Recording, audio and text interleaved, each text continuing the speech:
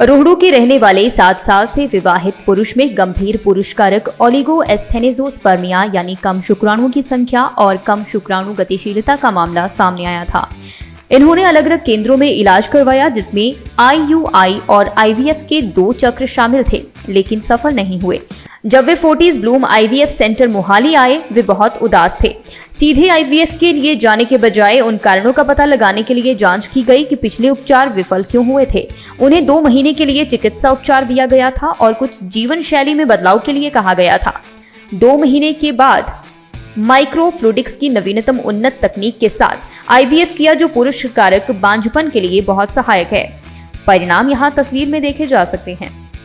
Hi guys, so today I came to Fortis Hospital to meet somebody और by chance यहाँ मुझे doctor पूजा और doctor पाए मिले जो IVF के लिए बहुत फेमस है। सो मैंने उनसे कुछ क्वेश्चंस पूछे। So stay tuned to know what did I ask them. Hi doctor Pooja. Hello, hi girlsy. आज का मेरा फर्स्ट क्वेश्चन आपसे ये होगा कि जो इनफर्टिलिटी है वो आजकल इतनी कॉमन क्यों चल रही है और ये बेसिकली है क्या? अगर इनफर्टिलिटी में बोलूँ common, first of all infertility होता क्या है? अगर एक हस्बैंड वाइफ ट्राई करे प्रेगनेंसी के लिए और प्रेगनेंसी नहीं होती तो उसको हम इनफर्टिलिटी कहते हैं। अब रही बात ये कॉमन क्यों है? कॉमन अगर मैं most important reason for being common is the lifestyle. Basically patients की जो लाइफस्टाइल है जिसमें आजकल बहुत चेंजेस आ रखे। Age of marriage has increased.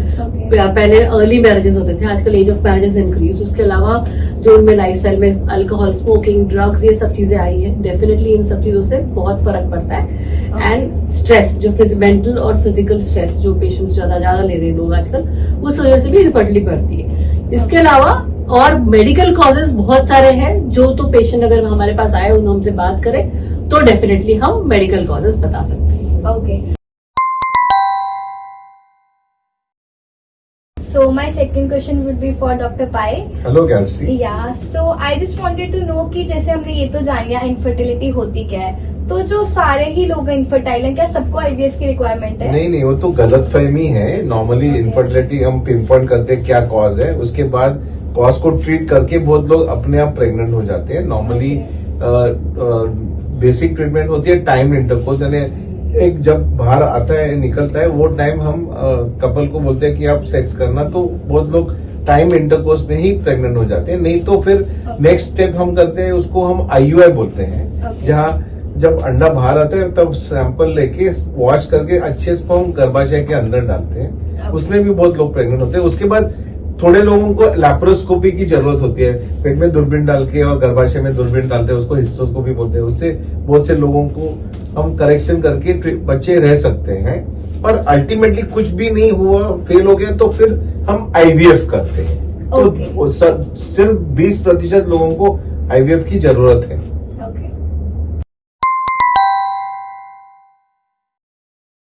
So my third question would be what is basically IVF? गर्ल्सी, IVF मतलब इन विट्रो फर्टिलाइजेशन, मतलब बॉडी से बाहर फर्टिलाइजेशन, लैब में फर्टिलाइजेशन। उसका एक सिंपल प्रोसीजर होता है जिसमें कुछ दिनों के इंजेक्शन होते हैं जो लेडी को देना है। It's a very simple procedure.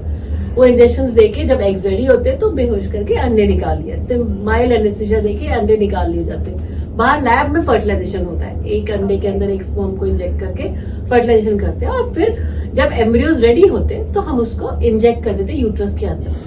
हम अगर एक्स्ट्रा एम्ब्रियोज होते हैं तो वो एक्स्ट्रा एम्ब्रियोज को हम फ्रीज करके रख सकते हैं ताकि गॉड फॉरबिड प्रेगनेंसी ना हो तो हम सेकेंड अटेम्प्ट कर सकते हैं। या अगर प्रेगनेंसी हो जाए जो हम सब चाहते हैं तो हम 2 या 3 साल बाद वो अपना सेकेंड बेबी भी उन्हीं एम्ब्रियोज से प्लान कर सकते हैं।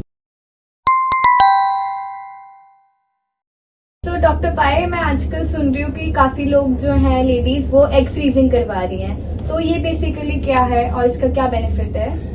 आजकल ना गैल्सी जो लेडीज होती है बहुत से उनको अच्छा पार्टनर नहीं मिलता है, तो वो लोग ना शादी करना नहीं चाहती है। और वो जब शादी हो जाती है तो उम्र बहुत ज्यादा हो जाती है, तो एक क्वालिटी खराब हो जाती है, तो प्रेगनेंसी नहीं होती है। इसलिए क्या करते हैं, जब वो यंग होते हैं तभी वो एग्स निकाल के वो फ्रीज करके हम स्टोर करके रख सकते हैं। लेटर ऑन 5-10 बरस के बाद वो जो स्टोर्ड एग्स है वो निकाल के फर्टिलाइज करके बच्चे बना के वो गर्भाशय में डाल के प्रेगनेंसी अचीव कर सकते हैं। और ये जो है वो टेक्निक आजकल कैंसर पेशेंट में भी यूज करते हैं। यंग पेशेंट जिनको कैंसर होता है उनको दवा देने के पहले एग फ्रीज करके रखते हैं और बाद में ट्रीटमेंट होने के बाद वो फ्रोजन एग्स यूज कर सकते हैं।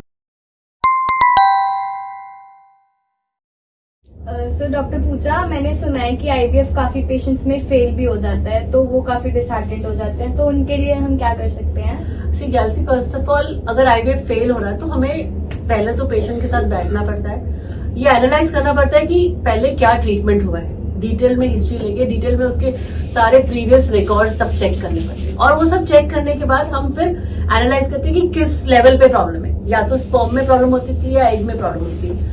तो जो भी, अगर सपोज स्पर्म में प्रॉब्लम है तो आजकल एक एडवांस टेक्निक है जैसे माइक्रोफ्लूडिक्स है या एमसी है, उसके थ्रू हम एक नॉर्मल स्पर्म को लेके इंजेक्ट कर सकते हैं। अगर वही चीज अगर हमारे एग में प्रॉब्लम है तो एग के लिए भी हम कई मेडिसिन पे पेशेंट्स को डाल सकते हैं, लाइफस्टाइल मॉडिफिकेशन भी डाल सकते हैं। फिर उसके बाद में वो आगे एडवांस टेक्निक, आईवीएफ में एडवांस टेक्निक्स हो सकते हैं। आईवीएफ में जब हमने एम्ब्रियो अंदर डालना है, डालने से पहले हम उसको हैच करके, हैचिंग, लेजर हैचिंग करते, मतलब लेजर बीम से बारीक से कट लगाते ताकि एम्ब्रियो अंदर जाके इम्प्लांट हो जाए, रिजल्ट बेटर आ जाए। एक तो वो कर सकते हैं हम, या फिर हम और भी एडवांस टेक्निक्स, कभी कभी हम एम्ब्रियो का हर थोड़ी देर का पिक्चर्स ले सकते हैं एम्ब्रियोस्कोप के थ्रू, जिससे हमें मालूम पड़ता है कि नॉर्मल एम्ब्रियो कैसा है। तो ये सब एडवांसमेंट्स अगर हम यूज करें, हम एक अच्छी लैब में चुन के, अच्छे लैब को चुन के अच्छी तरह से उनको एडवांसमेंट्स और सारे टेक्निक्स यूज करें तो definitely success rate around, understanding के साथ ये चलना चाहिए कि कम से कम 3 या 4 अटेम्प्ट्स में ऑलमोस्ट 80-85% लोगों की प्रेगनेंसी ठहर सकती है।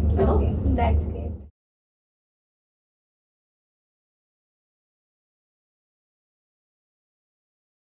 दिव्य हिमाचल टीवी के लिए मोहाली से नीलम ठाकुर की रिपोर्ट।